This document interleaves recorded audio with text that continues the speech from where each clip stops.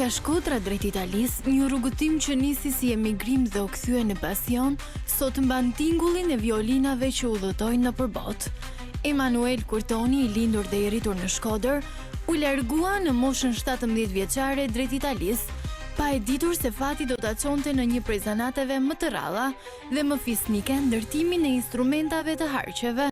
Një miqësi e thjeshtë e çoi në punishten e mjeshtrit Gabriele Natali, aty për herë të parë pa nga afër se si krijohej një violin. Kurioziteti u kthye në pasion, e pasioni në profesion. Emanueli la çdo punë tjetër dhe nisi të mësojë çdo ditë mjeshtërinë e ndërtimit të violinave, violave dhe violoncelave.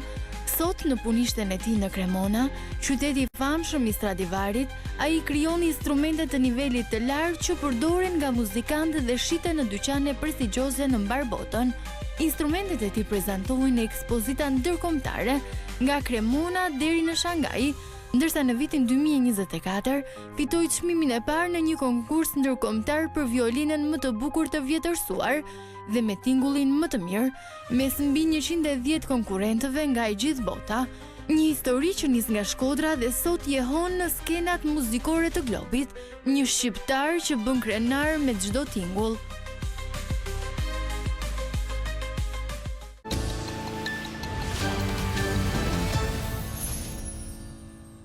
I uroj mirëseardhje në program Emanuel Kurtoni, i cili po buzëqesh në këtë moment, duket nga ekrani i parë që na tregon ardhin i të ftuar në mënyrë virtuale në studion e programit Mirëmëngjes Shqipëri.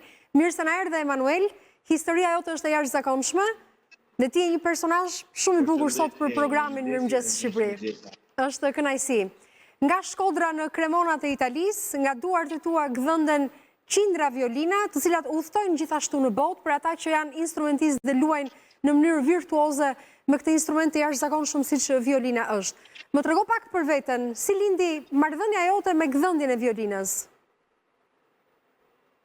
Atëherë, marrëdhënia ime është sepse unë jetoj këtu nga 11 vite, edhe masi unë njofta, domethënë me shok italian, unë njofta edhe me fëmijët e mësuesit tim, Gabrielit, edhe nga aty pastaj shkoja te shtëpia të në, shikoja gjithmonë postrat e tyre nëpër shtëpi, në violinave e gjitha, edhe pastaj i pyeta se kush i bien këtyre instrumentave, por ata më thonin se i bie më poshtë, ata më thonin se babai jon i prollon ata. Dhe nga i moment, dhe me thanë, unë fillova t'i kërkoj kjo se më mësote, mësuesin Gabrielit, edhe ai fill direkt mësoj, filloj aty, masë nga e ditë, unë jam gjithmonë këtu duke prodhuar violinat. Çfarë të mahniti më shumë ndërsa gdhent një violin? Harqet e violinës, instrumentit jashtëzakonshëm, apo mënyra e bukur se si punohet mbi drurin e violinës? Puna që bën te Gabrieli mësuesi yt? Mënyra shumë e bukur e të punuarit, sepse duhet të jemi shumë delikat në punimin e tyre, në gdhendjen e drurit, sepse druri duhet të jetë shumë i delikatshëm. Çfarë druri është druri violinës, i instrumentit? Druri është atëherë sipër, ja, po marr edhe një violinë që t'ju tregoj më mirë. Ja, shumë mirë, shumë mirë. Na ndihmon ta kuptojmë pak më shumë. Me këtë ngjyrën e bukur të karamelit, në të kuqërremt, karamel të kuqërremt që kanë violinat. Çfarë druri është ajo violinë që ke në dorë?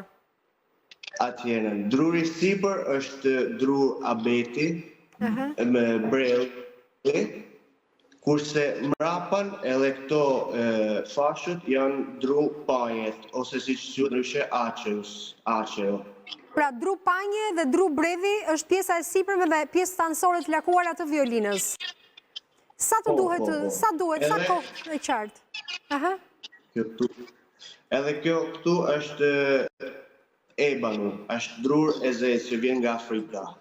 Dru i zi që vjen nga Afrika, vendi ku mbështeten telat e violinës, apo jo?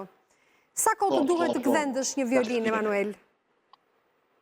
Për të gdhendur një violin, nga fillimi deri në fund, duhen paka shumë 1 muaj e gjysmë, gati 2 muaj. 2 muaj për një violin, po që nga kohë gjatë. Është e gjitha, po, sepse është e gjitha e bërë me dorë. Sigurisht, çdo violin bëhet me dorë, pa diskutim. Dhe ishte shumë i bukur ky kombinimi që na tregove mes drurit të panjës, mes drurit që vinte nga Afrika për atë pjesën e zezë të bishtit të violinës ku vendosen në telat, dhe gjithashtu druri i brevit që vishte pjesët anësore dhe harqet anësore. Si bëhet bashkë një violin, si asamblohet në fund, që të ketë atë saktësinë e tingullit aq të bukur që violina nxjerr? Si kombinohet pastaj procesi i punës? Procesi i punës është, do të thonë, atëherë unë po ju tregoj edhe këtu sepse kam disa nga pjesët e procesit. Këto janë brirët, pashët,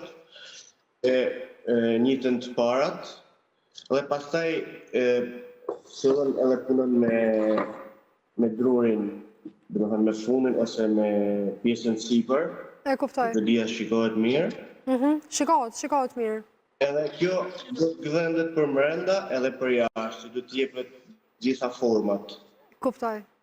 Që kutia e violinës, pastaj kutia e përfunduar e instrumentit, të sigurojë dhe atë jahonën e duhur besoj të tingujve, apo jo? Po, patjetër.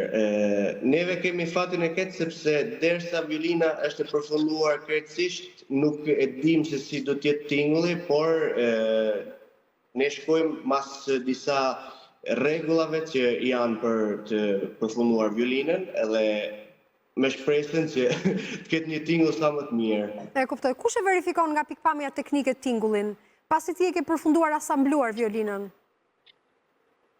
Atëherë, tingullin e shikojnë muzikistët, muzikantët, që ata vinë, kush është interesuar, vjen këtu tek ne, ose ne shkojmë tek ata, edhe ata i përdorin, i fillojnë t'i bien violinës fill. E kuptoj, ata e kolaudojnë në fund fare. Sa është shitur për shembull një violin që ti mendon se është shitur shumë shtrenjtë, për shkak të punës delikate që ke bërë të këtij bashkimit të instrumentit të bërjes së bashku të disa elementeve të tij, dhe ku ka udhëtuar për shembull një vend i largët që ka udhëtuar një violin që ke gdhëndër ti? Atje violinat e mia ka një vlerë mesatarisht më pak se 10.000 euro, por të afërsisht 7-8.000 euro. Edhe violinat e mia shkojnë në gjithë botën, në Shanghai, Singapore, Hong Kong, nga gjithë vende. Kurse violinat që kushtojnë më shumë, ata dihet se janë Stradivari, që kushtojnë më shumë se 20 milion euro. Si ato janë pjesë e historisë tjetër të instrumentit të violinës. Kur kujton veten nga 17 vjeç, e qartë. Kur kujton veten nga 17 vjeç, ike nga Shkodra drejt Italisë dhe e ka natyrale Shkodra këtë marrëdhënien me Italinë. Si e sheh sot rrugtimin kur e kthen kokën pas? Jam e sigurt që ndihesh krenar për zanatin që ke fituar, por gjithashtu besoj ke lënë dhe copëzat jetës tënde, vetes tënde në këtë rrugtim. Po, aty po, patjetër, jam shumë krenar. Në fakt nuk e kisha menduar kurrë se sot mund të arrija këtu ku kam arritur, por me shpresën që nga fillimi ja kam arritur. Por, dhe më thonë, normal se do të kthejmë gjithmonë kokën mbrapa nga kemi ardhur dhe jam krenar për këtë gjë që kam arritur deri në sot. Edhe shpresoj të arrij edhe më shumë. E kuptoj. Emanuel, ndërkohë, kur ti flet me familjar, me miq të tu, me shoqërinë tënde gjithashtu, apo me farefistin të themi kështu, çfarë thon ato për Emanuelin? Po. Ato thonë gjana që nga ke mësu, si ka mundësi si ti mundesh me i bë këto, normal pyesin fill edhe për çmimet, se ajo është e ditën, por dhe më thonë janë shumë të kënaqur për punës si bajone. Krenohen me punën time. E kuptoj. Megjithatë Shkodra, siç të thashë, ka këtë lidhje natyrale me Italinë dhe me muzikën gjithashtu, për ta bërë atë sa më të bukur dhe sa më të qëndësishme. Dhe kur ti për shembull dëgjon që një instrumentist i caktuar në Singapore, në Hong Kong apo në Shanghai ka marrë një violinë tënden, si ndihesh? Një shqiptar nga Shkodra shkon në Itali, nuk e kishte menduar kurrë që do të kthente violina, nuk i bie besoj një instrumenti muzikor ti vet, po ja ku është historia jote sot? Si ndihesh sot?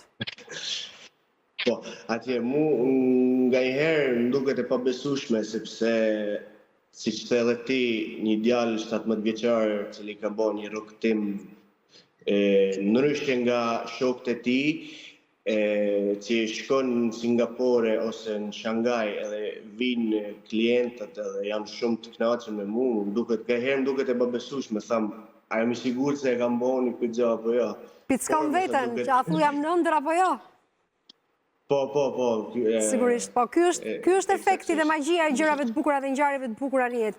Sa që njeriu ndonjëherë trembet edhe thotë vërtet, jam unë pjesë e kësaj lumturie dhe këtij momenti kaq të bukur të jetës time dhe më vjen mirë që ti një shqiptar sot në këtë moshë të re ke arritur këtë gjë në jetën tënde. Nga 17 vjeç u nise për të shkuar drejt Italisë. Ishe pothuajse në mbyllje të adoleshencës. Çfarë kishe menduar se do të bëje në Itali? Nuk e di, nuk kisha një mendim sepse adoleshent ishte një jetë e re si po merrja edhe nuk e disha se ç'm pritte. Por normal se mendosha që një të ardhme sa më të mirë për veten edhe për familjen time. Por nuk e kisha menduar kurrë se mund të arrij sot që mund të them se mund të bëj violinë, mund të bëj një instrument muzikor. Ne kuptoj. Ti ndërkohë ke punishtën tënde në Kremonat e Italisë, punishtja e Emanuelit, besoj? Ja, në Pistoja, jo në Cremona. Në Pistoja. Ke punishtën tënde dhe ndërkohë siç ti e ke mësuar zanatin nga profesori yt, nga mësuesi yt, besoj ti mund të jesh gati në të ardhmen të adhurosh këtë profesion fëmijëve të tu mbasa apo dikujt tjetër. E ke menduar dhe këtë gjë? Po pse jo, me knajsi. Është një punë që don shumë përkujdes edhe don shumë vëmendje, por pse jo, është një punë që duhet të transmetohet edhe në brezat e ardhshëm.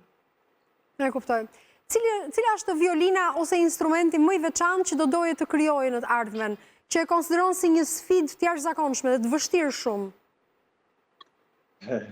Atëherë, instrumenti mund të jetë një kopje sepse neve, siç thash, bëjmë violinat të vjetërsuara, siç duken siç janë edhe kopje të instrumentave të vjetër, dhe të bëj një kopje dhe të fitoj sa më shumë konkurse. Aja është niveli më i lartë që mund të arrij. Po ka konkurse të shumta për instrumentat e violinës? Po, ka shumë, ka në gjithë botën. E kuptoj. Ti ke marrë pjesë, besoj, në disa prej tyre, apo jo? Po, kam marrë, po. Ke marrë çmime deri tani? Po, në 2024 kena fitu, domethënë sepse kemi bashkë një violin unë edhe mësuesi im, kena fitu çmimin e parë për violinën më të bukur të vjetër edhe me tingullin më të bukur. Edhe tani do të bëjmë edhe një konkurs tjetër në vijim, që do të jetë këtu në Itali, edhe pastaj shohim do të bëjmë edhe disa konkurse tjera. Me qartë, më shuaj një kuriozitet, kur ti shkon në këto konkurse që paraqitesh, sigurisht që ti përzgjedh instrumentin më të mirë që ke gdhëndur, apo jo? Çfarë kushtesh duhet të plotësoj? Çfarë kushtesh duhet të plotësoj violina që të shkojë të jetë denjë për të marrë pjesë në një konkurs? Atëherë, neve, kur bëjmë violinën për konkurs, e bëjmë posaçërisht për konkursin, edhe atje shkon anonim violina, duhet të jetë anonim, sepse... A, nuk njihet, autori që ka gdhëndur violinën nuk njihet, ë? Po, duhet të jetë anonim, edhe pastaj, mas i del fituesi, atëherë mund të thuhet se kush është autori i violinës, edhe duhet i kexoj kështu. Pra ankthi qenë ka shumë i madh, ndërsa ti priske dorëzoke violinën në mënyrë anonime, priske vlerësimin e juristë që është shumë profesional, jam e sigurt për këtë gjë, dhe natyrisht dhe gëzimi më pas kur ti merr një çmim është shumë i merituar, apo jo? Po, patjetër, atëherë duhet festuar. E qartë. Dhe kam një pyetje të fundit, kur ti the muzikantët pak më herët janë ata që bëjnë vlerësimin ose kolaudimin përfundimtar të anës teknike të violinës, aty ku bashkohet telat, instrumenti që do të krijojë muzikën, kutia e violinës që ti ke gdhëndur, gjithashtu nëse unë mund ta quaj kështu. A i rikthehesh ti pastaj për të përmirësuar diçka në instrument, në qoftë se muzikantët, ata që bëjnë verifikimin teknik të instrumentit thonë se ka diçka që nuk shkon? Po, patjetër, ne jemi gjithmonë, si thua, në alert, sepse duhet përmirësuar gjithmonë kualiteti, sepse ne jemi kualitet shumë të lartë edhe nuk mundemi të të jemi poshtë atij kualitetit. Kështu që duhet të jemi gjithmonë në vëmendje se çfarë thonë muzikistat, se çfarë ka që nuk i pëlqen edhe çfarë duhet përmirësuar. E kuptoj. Kush e temperon në ngjyrën e aq të bukur të violinës, se ka ngjyra të ndryshme, po ajo e kuqja e karamelit që e rrethon drurin e violinës, kush e temperon? E bën ti, e vendos ti? Po, e vendosim neve, Mund të bëjmë violina të kuqe, mund të bëjmë violina pak si të verdha, golden yellow, mund të bëjmë i të ngjyra ishto, por e vendosim neve, ngjyrën që të shkojnë violinë, se cila i përshtatet më mirë violinës. E kuptoj. Ke menduar të sjellësh ndonjë violinë në Shqipëri? Të ka kontaktuar dikush nga Shqipëria që të kërkojë një instrument? Më shumë dëshirë, deri tani jo, por më shumë dëshirë. Dëshira ime do të jetë në të ardhmen të jenë disa violina të mia në orkestrat në Shqipëri, pse jo? Shumë mirë, dhe ky ishte një rast i mirë që ti të mund ta promovoj këtu në programin Mirëmëngjes Shqipëri punën që ti bën në punishten tënde në Pistoja në Itali për të gdhendur violina. Emanuel, faleminderit që ishe sot me ne. Kur të vishe në Shqipëri, nëse vjen brenda këtij sezoni televiziv deri në fund të muajit korrik, ne jemi këtu në Tiranë në studiot qendrore të Radio Televizionit Shqiptar, dhe pse do të ishte kënaqësi të kishim në studio bashkë me në miniaturë ndonjë violinë të vogël që mund ta sillje për redaksinë e programit Mirëmëngjes Shqipëri, duke uruar që ata që të ndoqën sot dhe të zbuluan për herë të parë nga Radio Televizionit Shqiptar të mund të kontaktojnë për të marrë violinën në të ardhmen. Eci më tej, dashur teleshikues, me programin ton, koha për minutat e sportit do të vi Kristi me të ftuarin e tij. Do të flasim tani për rezultatet që shënoi dje skiatorja shqiptare në debutimin e saj të jashtëzakonshëm Lara Kulturi.